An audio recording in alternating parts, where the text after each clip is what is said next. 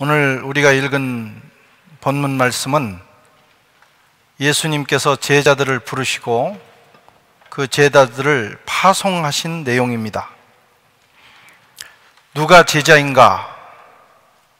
제자는 주님의 부르심을 받은 자들이 제자입니다.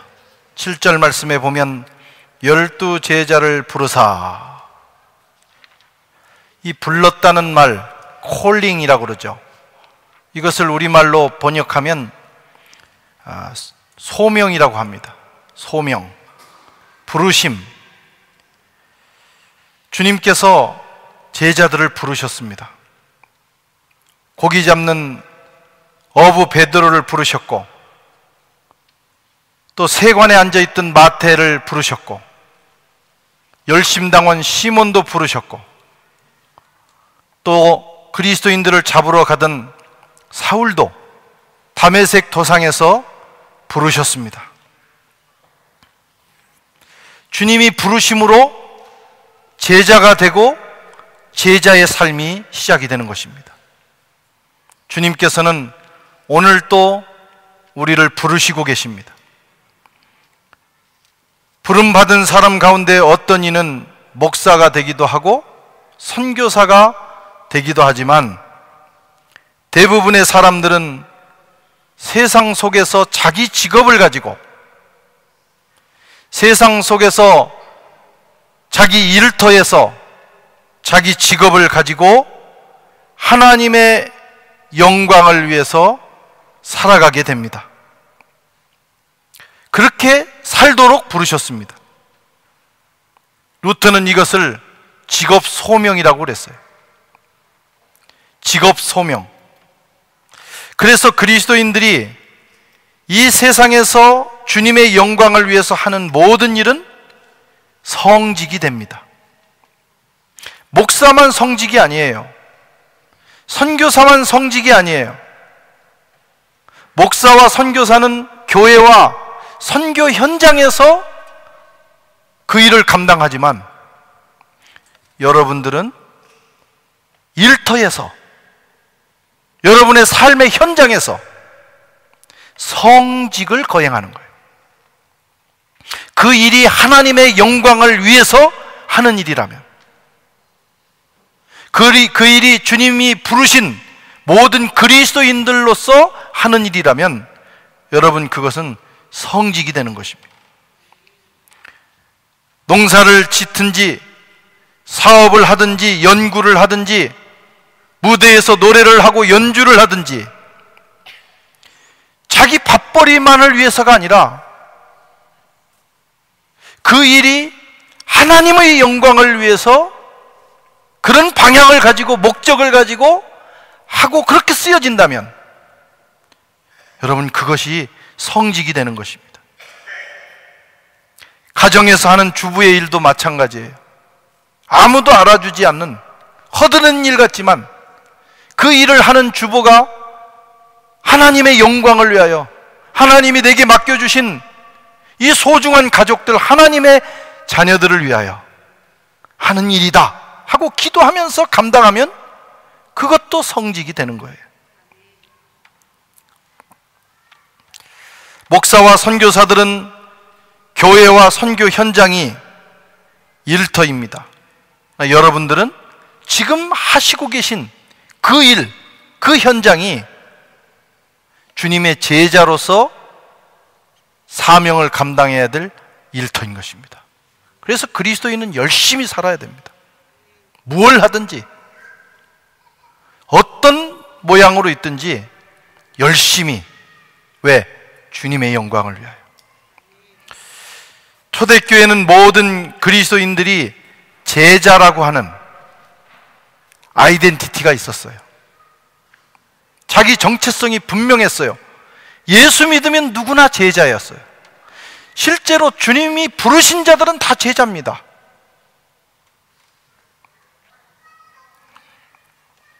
그러나 시간이 지나면서 사람들은 그리스도인과 제자를 나누기 시작했어요. 제자는 뭔가 특별한 삶을 살아야 되는 사람이고, 그리스도인은 예수 믿고 구원받아서 천국 갈 자격을 얻었으니 이제 느슨하고 적당하게 살면 그리스도인이다. 그래서 물으면 예, 저는 예수 믿습니다. 그리스도인입니다. 제자는 아닙니다. 어휴, 제가 어떻게?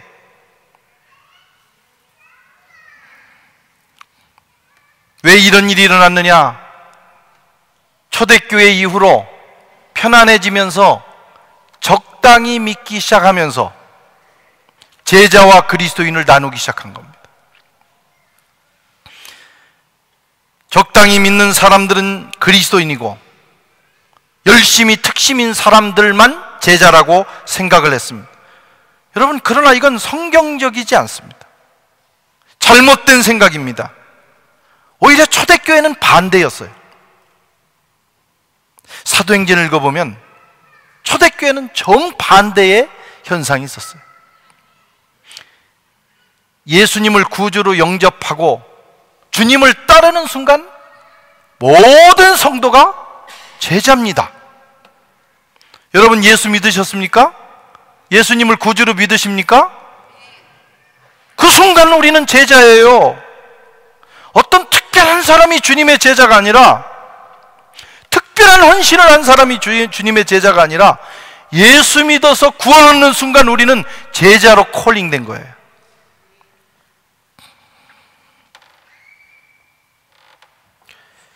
사도행전 6장 7절에 보면 하나님의 말씀이 점점 왕성하여 예루살렘에 있는 제자의 수가 심히 많아지고 하나님의 말씀이 외쳐지고 구원받는 자가 늘어나는데 그것이 바로 제자의 수가 늘어난 것과 같다는 거예요.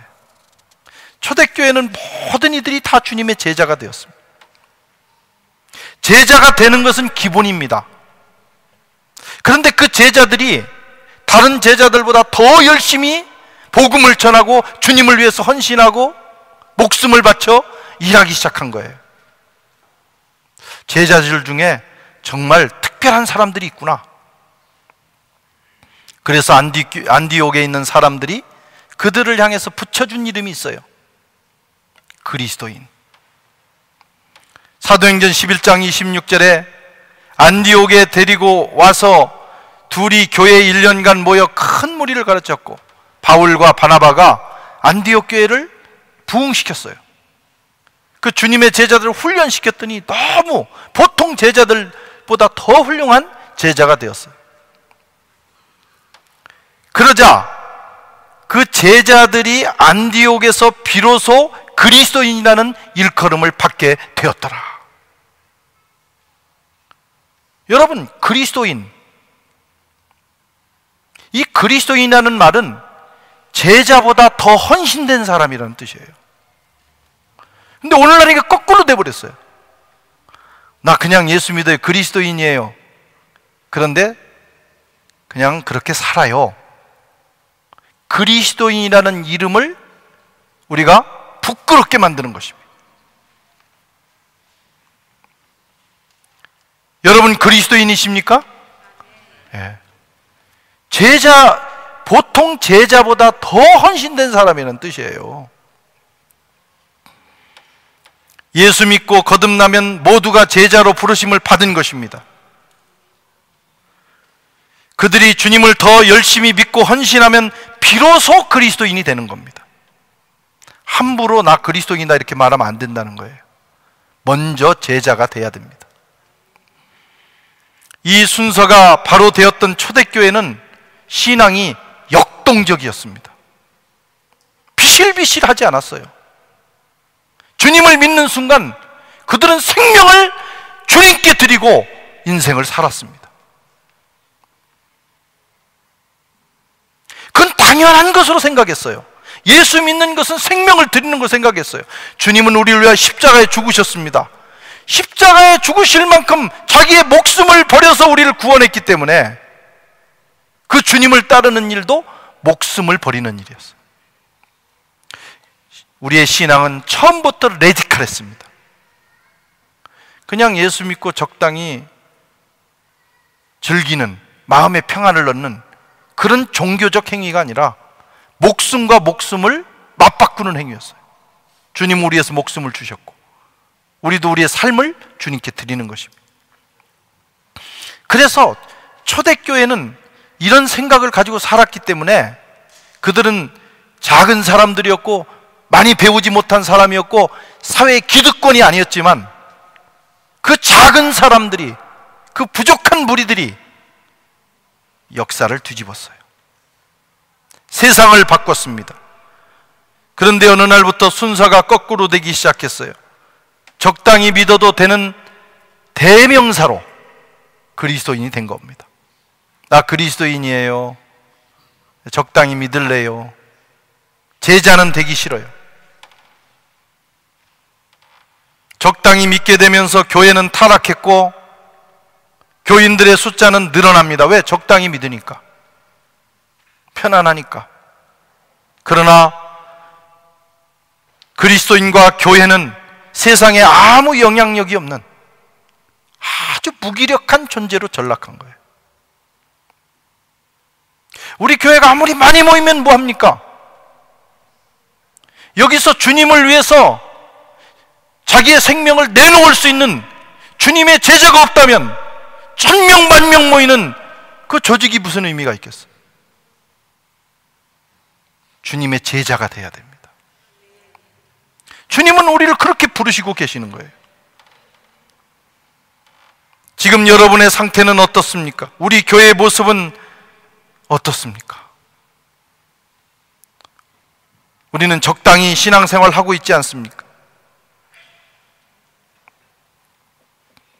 이 시간 주님께서 우리를 부르시는 그 주님의 부름에 귀 기울이시기를 바랍니다. 나 너 적당히 살라고 부르지 않았다. 제자로 살라고 너를 부르고 있다. 그 부르심에 겸손하게 기쁘게 망설임 없이 응답하실 수 있기를 축원합니다. 부담스러운 설교죠.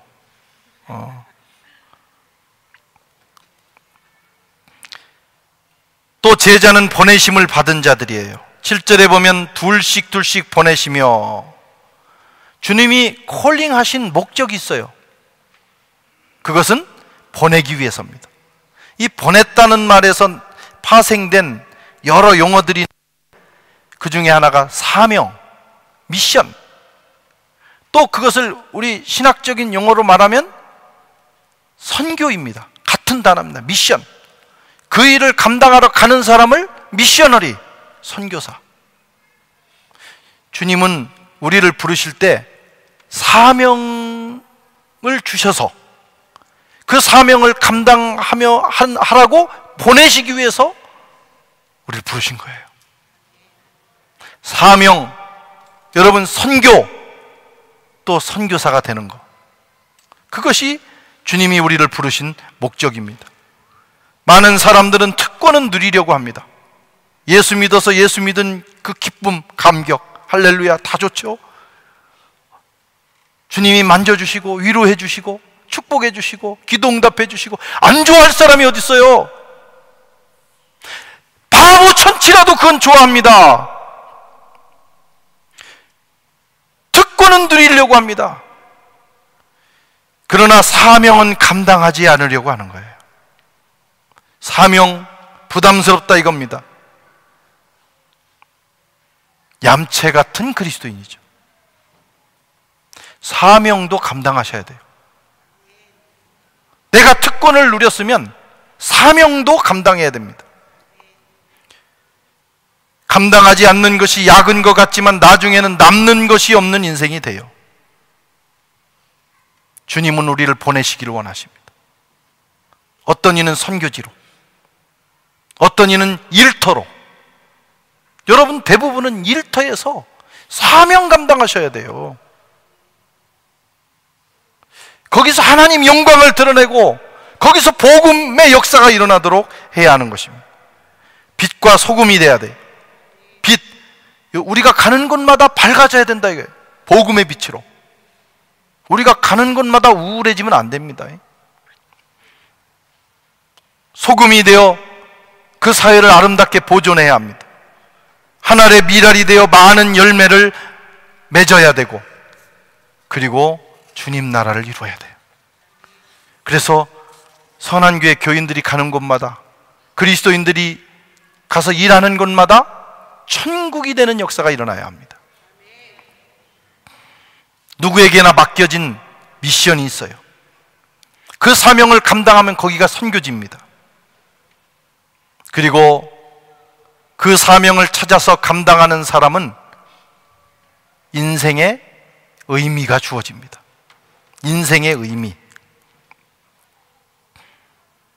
열심히 살지만, 많은 사람들이 열심히 살아요. 막 죽을 똥 말똥.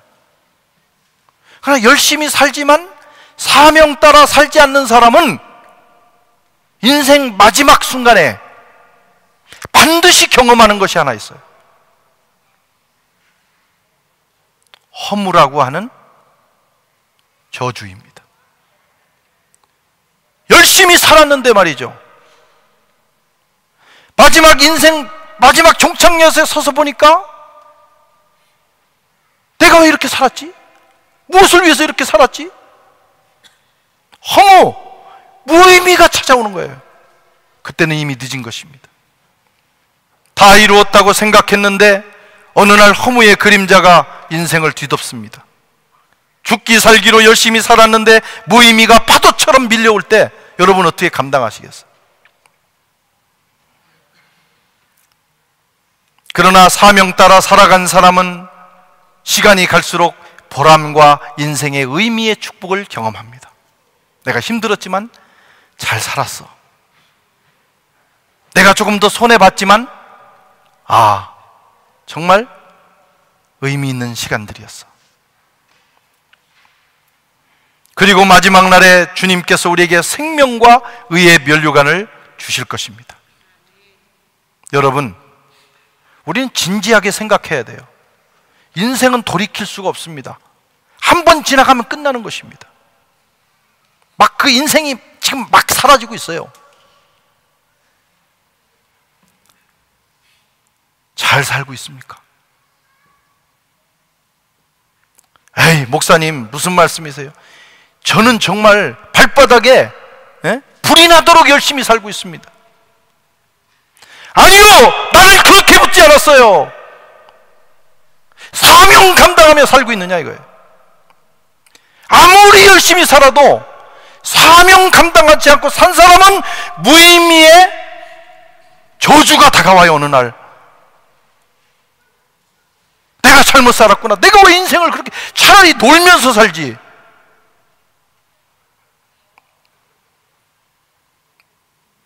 여러분 잘 살고 있습니까?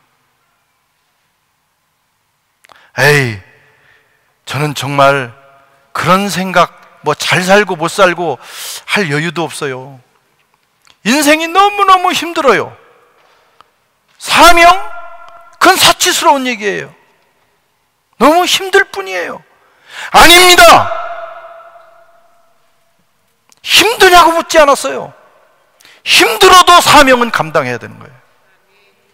왜? 그 사명 감당한 것만 내 인생의 의미로 남기 때문입니다. 살다 보면 힘들 때도 있고 어려울 때도 있고, 어떤 사람은 흙수저로 태어나기도 하고 어떤 사람은 금수저로 태어나기도 하고, 어떤 사람은 망하기도 하고 성공하기도 하지만 그건 아무것도 아니에요. 그것은 순간에 지나가는 꿈입니다.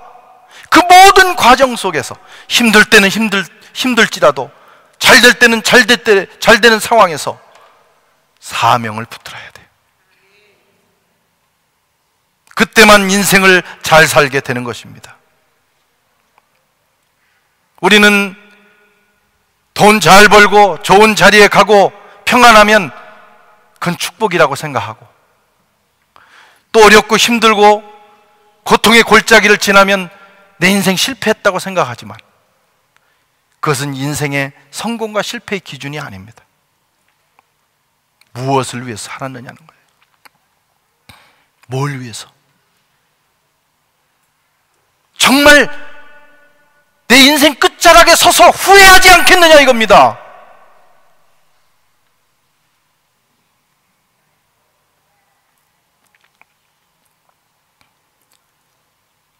성령이 오신 이유는 그저 위로하고 동행하고 격려하고 이것만을 위해서 오신 게 아니에요. 우리에게 사명을 주셔서 오직 성령이 너에게 임하시면 너희가 권능을 받고 예루살렘과 온 유다와 사마리아 땅끝까지는 내 증인이 되리라.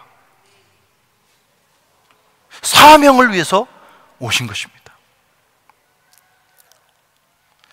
진지하게 자신의 삶을 돌아보시고 방향과 목적을 점검하는 시간 되시기를 바랍니다. 그거 하셔야 돼요. 또 제자들은 주님이 주시는 능력으로 사는 사람들이에요. 이렇게 주님의 부름에 응답하고 내게 주신 사명을 감당하기로 결단하는 순간 여러분, 주님이 부어주십니다. 7절 9절을 같이 읽겠습니다.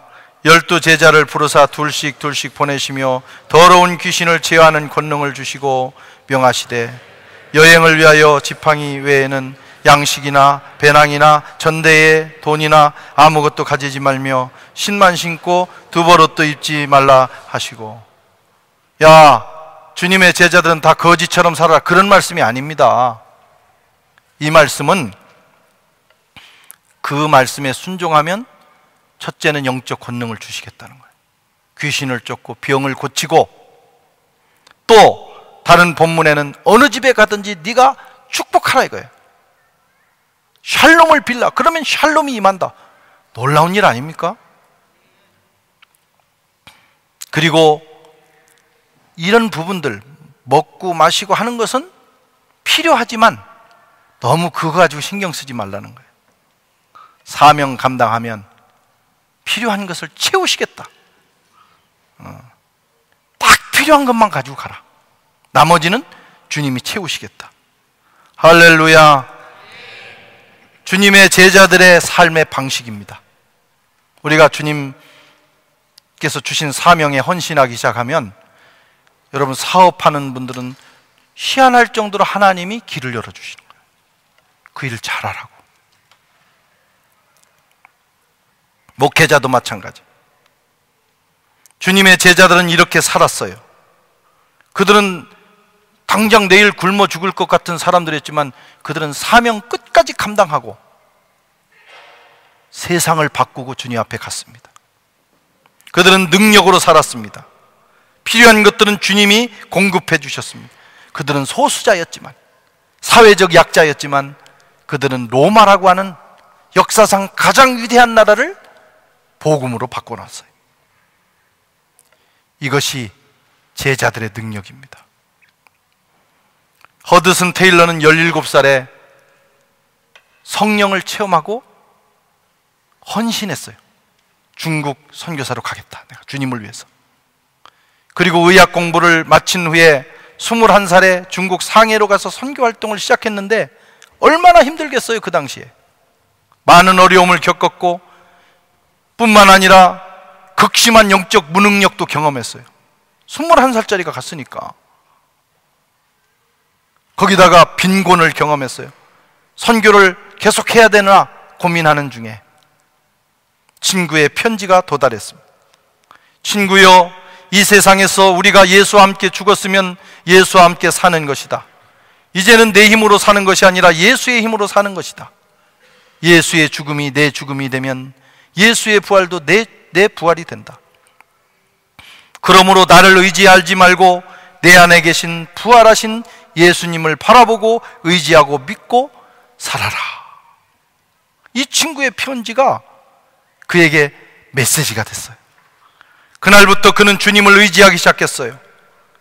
상황은 변한 거 없지만 그의 기도에 힘이 생겼고 믿음에 힘이 생겼고 사역에 활력이 일어나기 시작했어요.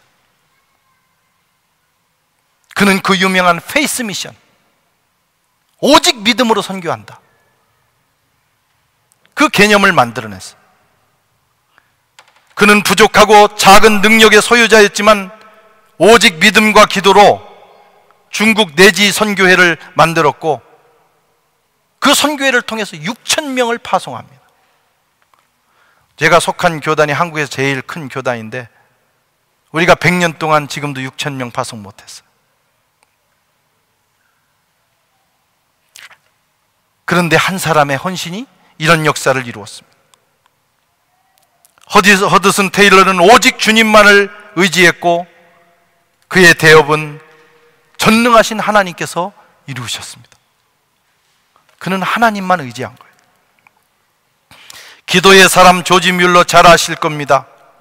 단 한 번도 사람에게 재정 요청을 하지 않았어요. 구걸하지 않았어요.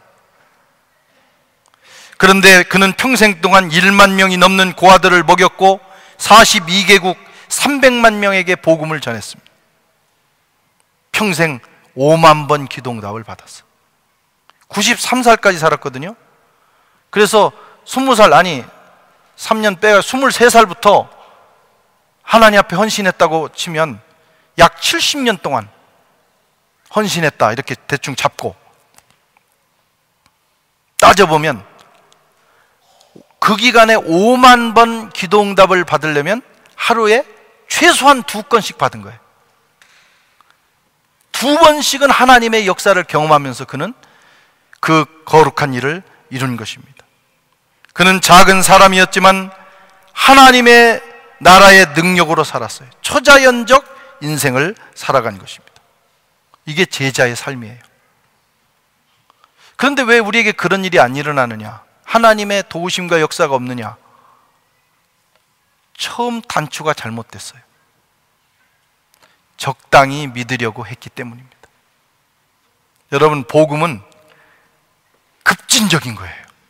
믿든지 말든지 하는 거예요. 주님을 따라가기로 했으면 자기를 부인하고 자기 십자가를 지고 진짜 제자가 되어 살아가는 거예요. 그때 우리는 사명을 감당할 수 있고 그때 우리는 주님의 역사를 체험할 수 있습니다. 지금도 세계에는 수많은 사람들이 이 원리를 따라 살아갑니다. 그들은 비록 작지만 큰 일을 행하고 있어요. 인간의 능력은 한계가 있어요. 아무리 똑똑해도 한계가 있다 이거예요. 비유하자면 인간의 능력으로 할 수 있는 일은 그저 삽으로 땅을 파는 정도예요. 그러나 하나님의 능력이 임하면 포크레인 수십 대가 움직이는 겁니다. 우리가 삽질한다 그러잖아요. 응? 삽질하는 인생들이 대다수입니다. 그저 얼마 되지도 않는 그 인간의 능력을 믿고 평생 그러다가 자기 묫자리 하나 파고 죽는 거예요. 그러나 우리가 하나님께 헌신하고 정말 하나님을 의지하고 내 모든 삶의 현장에서 내가 하나님 나라를 이루는 선교사로 살겠다 이렇게 결단하고 나아가면 하나님이 우리를 도우십니다. 그래서 우리는 작은 존재지만 위대한 인생을 살 수 있는 것이죠. 여러분은 어떤 인생 되기를 원합니까? 삽질하는 인생? 포크레인 인생? 우리의 결단이 중요합니다. 기도하겠습니다.